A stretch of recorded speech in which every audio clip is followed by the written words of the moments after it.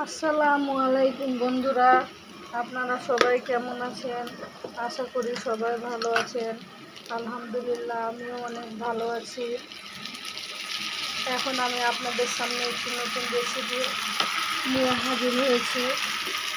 দেশি মুরগির আলু টমেটো দিয়ে পাতলা ঝোল রান্না করব। সেই জন্য আমি এই যে দেখুন, আলুগুলো আগে থেকে ভেজে নিয়েছি।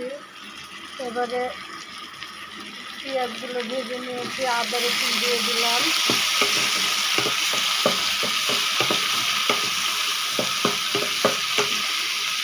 আমি আলুটা ভাজানো আপনাদের দেখাতে পারিনি, সেজন্য দুঃখিত। আমি আলুতে হালকা লবণ দিয়ে ভেজে নিয়েছি।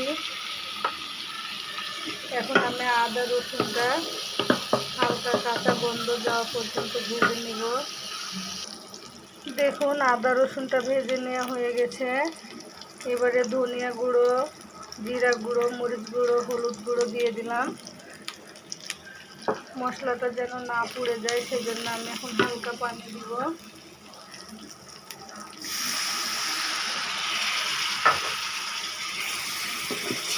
এখন আমি মশলাটা ভালোভাবে কষিয়ে নেব।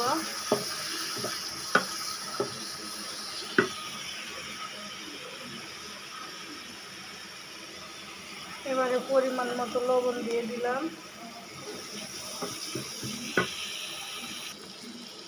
এবারে তেজপাতা, লবঙ্গ, সাদা এলাচ এবং দারুচিনি দিয়ে দিলাম। সবগুলো ভালোভাবে আমি একসাথে কষিয়ে নেব। এবারে আমি টমেটোটা দিয়ে দিলাম। এবারে আমি টমেটোটা 2 মিনিট মতো নেড়ে চেড়ে মিশিয়ে নেব।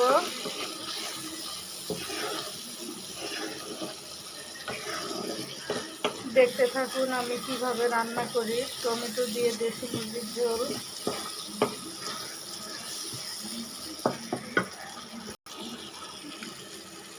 এবারে আমি মাংসগুলো দিয়ে দিচ্ছি।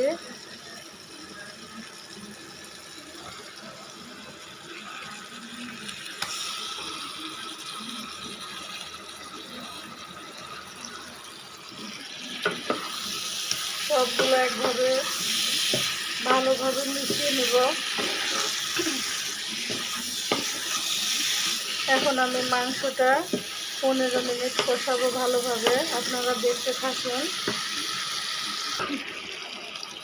দেখুন, টমেটোটা দেওয়ার কারণে মাংসর কালারটা কি সুন্দর এসেছে, আপনারা দেখলেই বুঝতে পারছেন। দেখুন কি সুন্দর কালার এসেছে। এ পর্যায়ে আমি আলুগুলো দিয়ে দিব।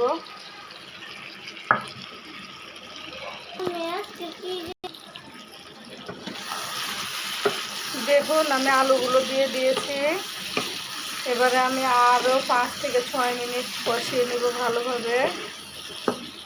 যখন দেখব মাংসগুলো একদম ভাজা ভাজা হয়ে গেছে, তেলগুলো সব ছেড়ে দিয়েছে, এই যে দেখুন তেল ছাড়তে অলরেডি শুরু করেছে, তখনই আমি বুঝবো যে আমার মাংসটা কষানো হয়ে গেছে।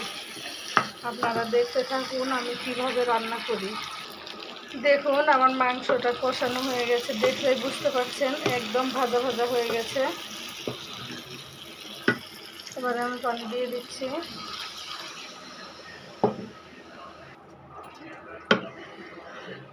আমি একটু বেশি পরিমাণে পানি দিয়েছি, কারণ দেশি মুরগির মাংস একটু সিদ্ধ হবে।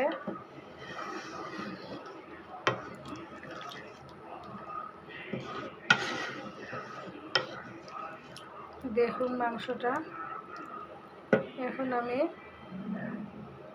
রান্না করতে থাকবো, আপনারা দেখতে থাকুন। দেখুন, আমার মাংসটা হয়ে গেছে প্রায়। এখন আমি বাসায় বানানো মাংসের মশলাটা দিয়ে দিব। এতে আমি অনেক রকম মশলা মিশিয়ে বানিয়েছি। এটা দিলে মাংসর কালার এবং স্বাদ দুটোই চেঞ্জ হয়ে যায়। দেখুন, দেওয়ার সাথে সাথে কালারটা কেমন চেঞ্জ হয়ে গেছে। এখন আমি আরও 2-3 মিনিট রান্না করব, তারপরে নামিয়ে নিব।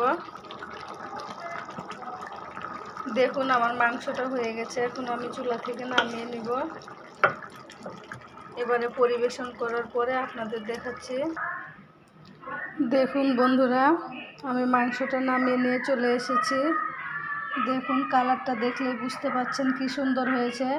এভাবে টমেটো দিয়ে আলু দিয়ে দেশি মুরগির ঝোল রান্না করে খেয়ে দেখবেন, অবশ্যই ভালো লাগবে। এই যে দেখুন কালারটা একবার, সেই সুন্দর কালার এসেছে। আপনারা এইভাবে মুরগির মাংস রান্না করতে চাইলে ভিডিওটি স্কিপ না করে সম্পূর্ণ দেখবেন। আমার ভিডিওটি যদি ভালো লাগে আপনাদের, তাহলে আমার চ্যানেলটি লাইক করবেন, শেয়ার করবেন এবং সাবস্ক্রাইব করে দিবেন। সবাই ভালো থাকবেন, সুস্থ থাকবেন এবং আমার জন্য দোয়া করবেন। সবাই ভালো থাকুন। আজকের ভিডিওটি এ পর্যন্তই। আল্লাহ হাফেজ।